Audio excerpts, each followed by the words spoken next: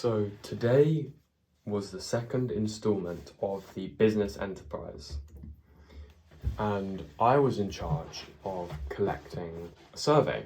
Now, I haven't done this very much, but it wasn't sales as such, but we're just gonna call it that because it's the same dynamic that sales entails. So my job is to go out with a survey and catch university students walking by and try and just get them to complete a 2-minute survey with me. Now, the feeling I got when I was doing this was very similar to the feeling I got in Barcelona when I was trying to ask girls for their numbers. And coincidentally, there was also a Tate clip I remembered, Andrew Tate, a Tate clip I remembered, where he said, girls are like sales. And life is also like sales. Life is always sales.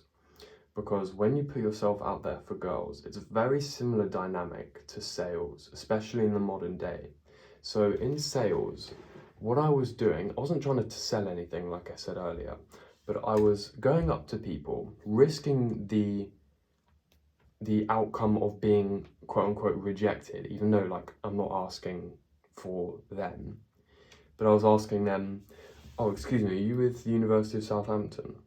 And they'd either go, no, yes. Most of them would go, no, yes, because very simple, quick answer. And I said, we're with the student enterprise and we have a business idea. We'd like to get your thoughts. Could you please take this 2-minute survey or 1-minute survey? It'll be so quick. And most of them did it, but a very select few didn't. And that feeling I got when people didn't personally say no to me as they would if I was asking a girl for their number, but it'd still be the dynamic where they'd say no, or they'd say, oh, I have to go, I'm in a rush. And seeing them walk away from me after I'd put myself out for them was the exact feeling I got in these experiences in Barcelona. And it's because I've never really done it in life, where because my ego's been too big, or my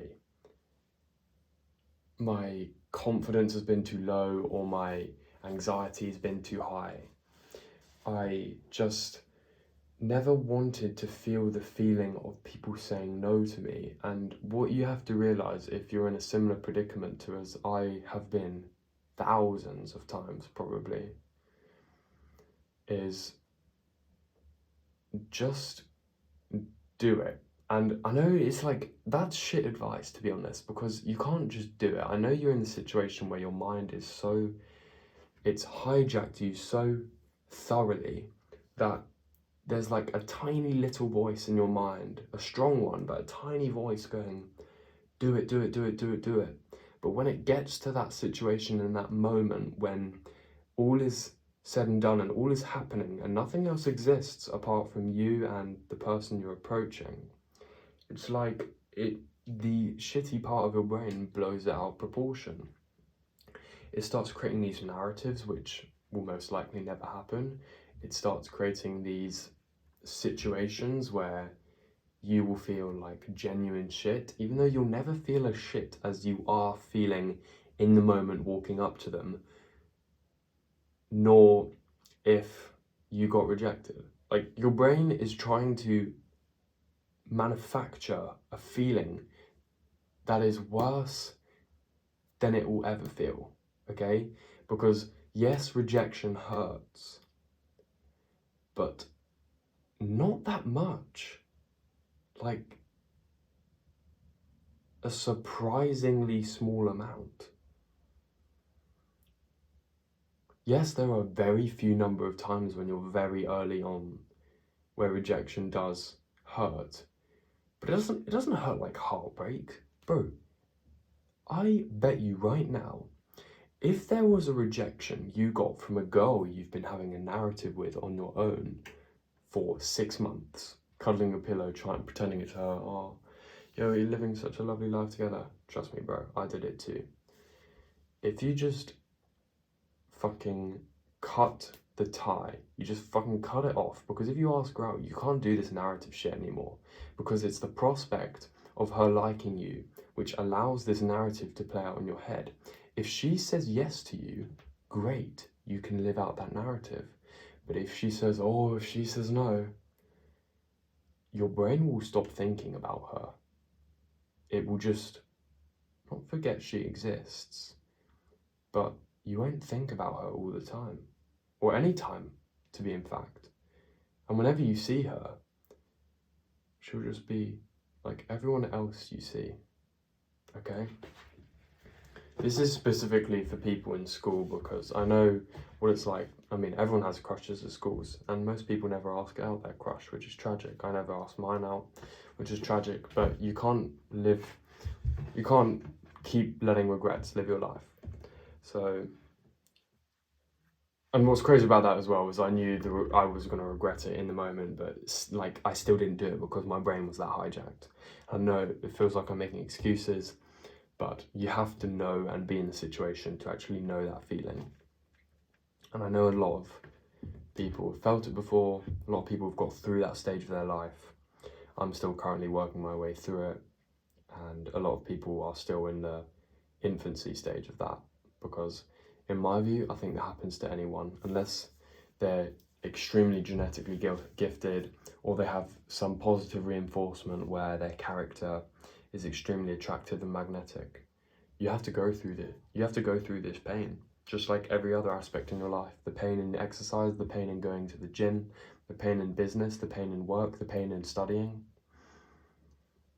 It's all the same pain.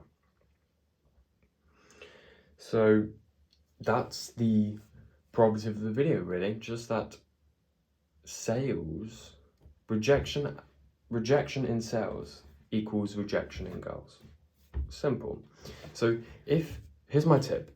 If you are fearing rejection from women, what you need to do is you need to enter the business society or business enterprise of your school or university or organization you're affiliated with. And once you do that, you need to do the job in your team, which is client facing. And by that I mean you need to get outside with an iPad or with a notebook and survey people on their opinions on things. And the mere action of asking people, oh, excuse me, do you have time to complete this survey? And inevitably you will get rejections because that's how the world works. It will start to chip away at that unfamiliarity of rejection. And once you start to become really familiar with that situation, it's a transferable skill to dating. And obviously it won't be the same, because if you get so good at rejection at sales, the first rejection in dating is going to be a little bit more scary, but it will be nowhere near as scary if you hadn't done the sales. Now, if you have no organization or business enterprise, what I'd do is I'd gather a couple of friends or family, and you don't have to start a business as such, but simply just survey. Go to your city and survey people with your idea, or just a survey, like literally a random survey. The questions could be meaningless, the outcome could be meaningless, but it's the action of getting outside and potentially getting rejected by people saying, no, I don't have time to do this. No, sorry, I don't want to do your thing. That's it. That's all the advice I have today.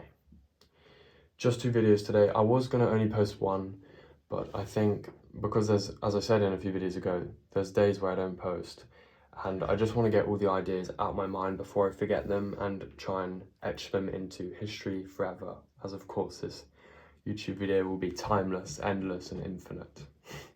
I hope anyway. Yeah.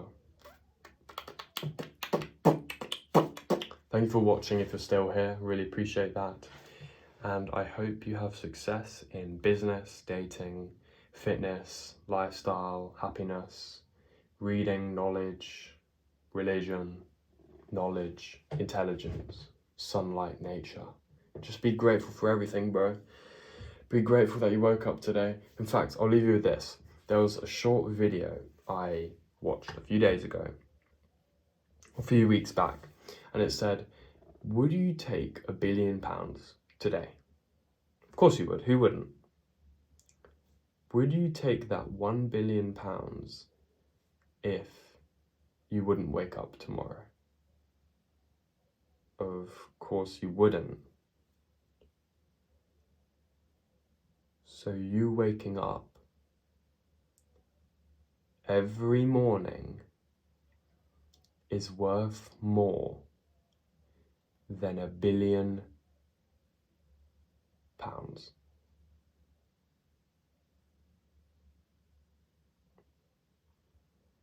If that's not something to be grateful for, I don't know what is, bro.